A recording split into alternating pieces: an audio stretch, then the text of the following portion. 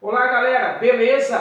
Professor José Barbosa novamente com você, falando um pouquinho sobre como organizar um bom texto. Um texto dissertativo, argumentativo, não é? Poxa, o nome já diz, dissertar, falar sobre, colocando as suas ideias, com bons argumentos de convencimento, a função de um texto dissertativo e argumentativo. Bom, vamos iniciar aí então, como organizar um bom texto. De maneira geral, temos um tema. O tema é uma proposição, o assunto que se quer desenvolver ou provar. Normalmente o tema ele é maior. Ele vem, por exemplo, a violência contra as mulheres continua no Brasil contemporâneo. É um tema maior, mais extenso. Um outro exemplo. Mais de 1 bilhão de animais já foram mortos em incêndios na Austrália. Situação alarmante. Veja, o tema ele é maior, ele é extenso. O título não. O título ele é a ideia-chave, as ideias principais do tema. Palavras-chave que não podem faltar é o título. Por exemplo, resumindo então, a violência contra as mulheres continua no Brasil contemporâneo, o título poderia o Brasil e a violência contra as mulheres. Normalmente um bom título de 3 a 4 palavras. Voltando então, mais de 1 bilhão de animais já foram mortos em incêndios na Austrália, situação alarmante. Um bom título poderia ser Animais são mortos em incêndio na Austrália. Então tá aí, o título ele é menor, não é? E o ideal é que seja de 3 a 4 palavras. Se nós temos normalmente os textos de apoio, normalmente vem um texto que argumenta a favor do tema e outro que contrapõe. Normalmente nós vamos discorrer sobre esse assunto. Vou tentar convencer por que eu concordo com aquele tema, com aquele assunto, ou por que eu discordo e eu tenho que utilizar argumentos para defender a minha tese, as minhas ideias. Bom, quando eu coloco o título, normalmente eu tenho que pular uma linha. E aí a gente costuma brincar, e é fato, né? Põe os 2 dedinhos lá no parágrafo. Tem muitos que não obedecem essa regra da linearidade do parágrafo. E aí fica cada parágrafo de um tamanho, fica disforme. Tudo isso desconta ponto quando você vai fazer um concurso ou um vestibular. Então você tem que procurar alinhar bem o seu texto, se preocupar com a finalização nas margens, levar o texto até o final da margem e obedecer depois a linha de margem. Normalmente, o parágrafo ideal é aquele parágrafo de 4 a 5 linhas. Pode ser demais? Pode. Mas o ideal é que seja de 4 a 5 linhas.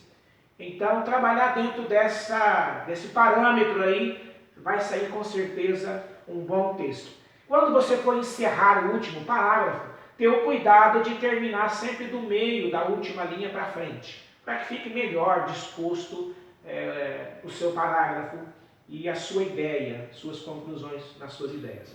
Então, as margens é uma preocupação que tem que ser observada. Claro, a letra cursiva, não é? Normalmente, vestibulares hoje já adotam a ideia de caixa alta, de letra de forma, também ela é aceitável.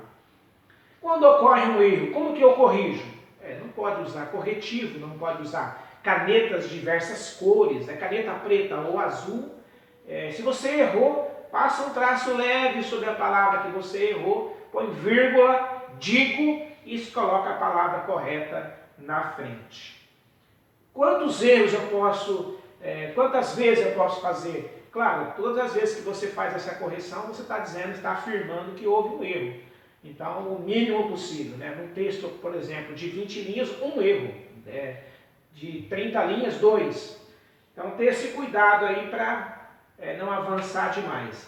Bom, se pediu, por exemplo, 25 linhas. Se a proposta é 25 linhas, é 25 linhas.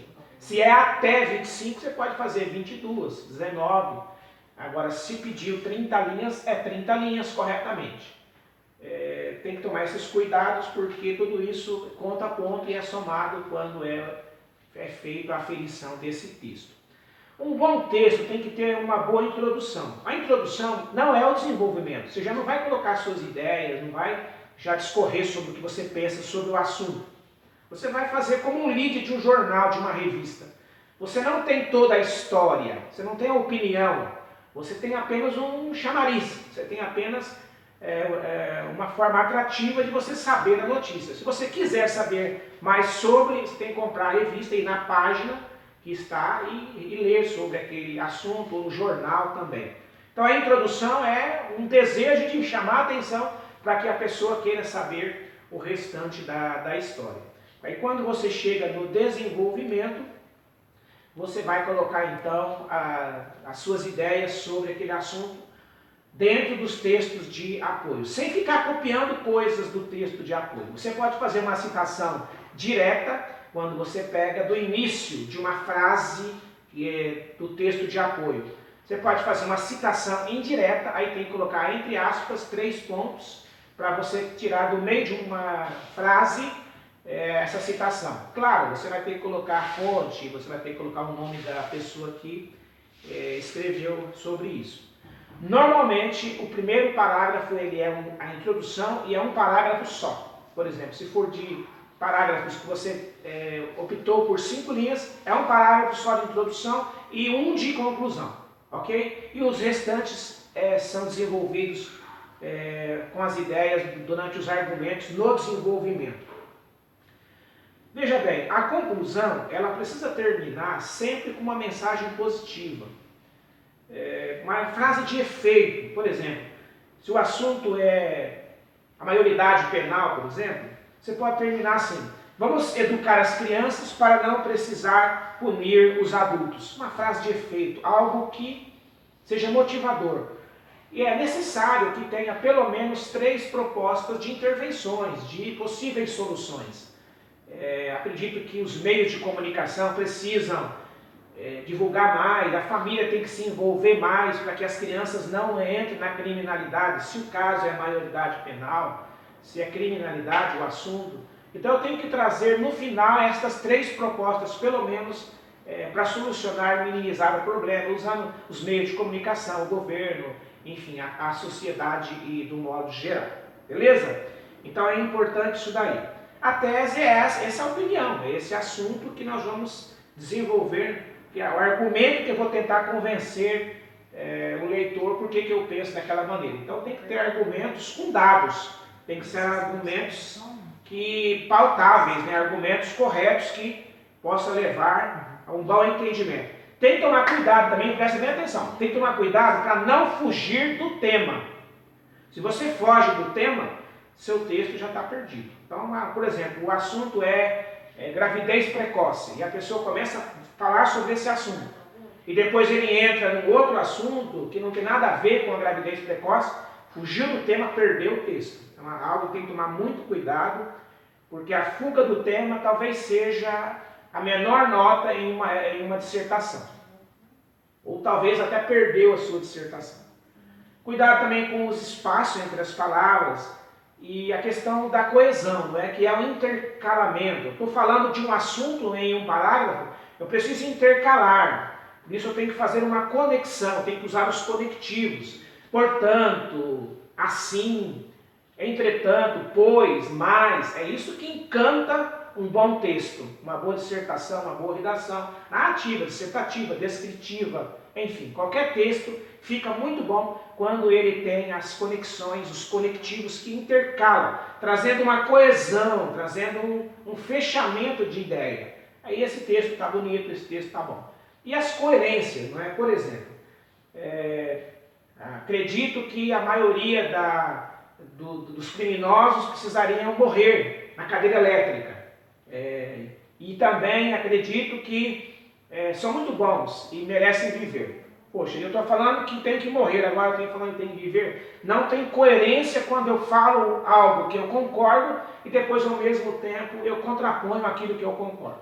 Então eu tenho que tomar muito cuidado também para não entrar nesses erros aí e esses achismos, não é? E acabar tendo um entendimento errado.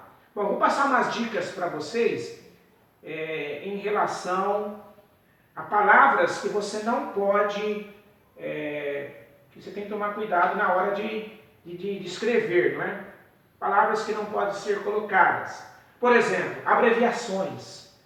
VC, tá, MSN, que é o mesmo. Linguagem de internet. Descarta de uma produção de texto. Cuidado com o nome de cidade, país, nome de pessoas, letras maiúsculas. Fuja dos lugares comuns. O diabo foge da cruz. Fuja de ditados populares.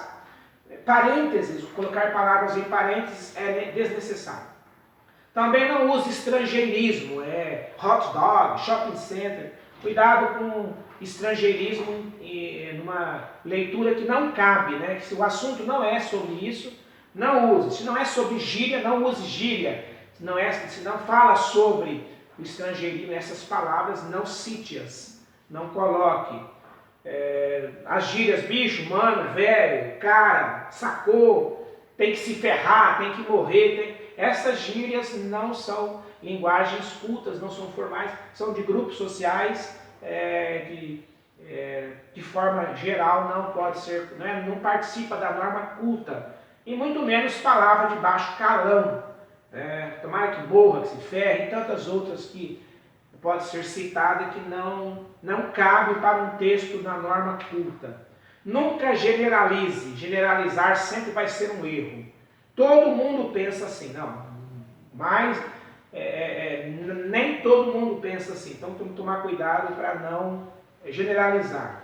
E também a questão da coesão, da repetição de palavras, né? Minha mãe era muito boa, minha mãe era muito legal, minha mãe, poxa, o texto é sobre a sua mãe, não precisa repetir várias vezes a mesma palavra, né? Substitui por um pronome, ou não precisa citar, já é sobre esse assunto. Acaba entrando numa falta de redundância aí, não é? Repetindo a mesma ideia, a mesma coisa, tá certo?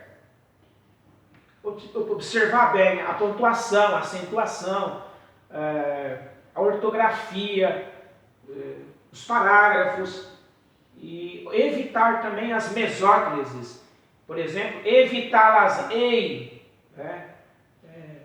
amar-te-ei, evite isso nos textos de redação. Cuidado para não ficar um texto muito pesado, né? Também não utilize frases muito longas. As frases longas também não fica bom. Para encerrar, gostaria de fazer um desafio para você. A leitura é o que abre a mente. A leitura é o que nos torna mais cultos. Quem lê tem mais assunto para escrever. A pessoa que escreve bem normalmente é um bom leitor. As pessoas mais cultas leem muito. Então pegue um hábito de ler. Pegue um hábito de leitura, de uma pessoa leitora.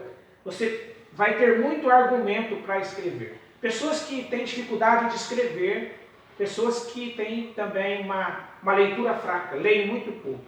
Hoje eu quero deixar para vocês uma dica, Triste Fim de Policarpo Quaresma, de Lima Barreto.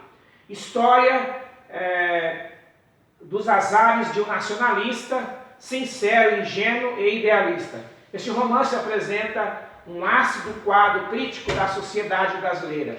Um dos pontos altos do livro, como em geral da obra do seu autor, está na representação viva e simpática de camadas modestas da população do Rio de Janeiro no final do século XX. Está aí minha dica de hoje, Triste Fim de Policarpo Quaresma, Lima Barreto. Quem lê bem, escreve bem. Abraço, até a próxima.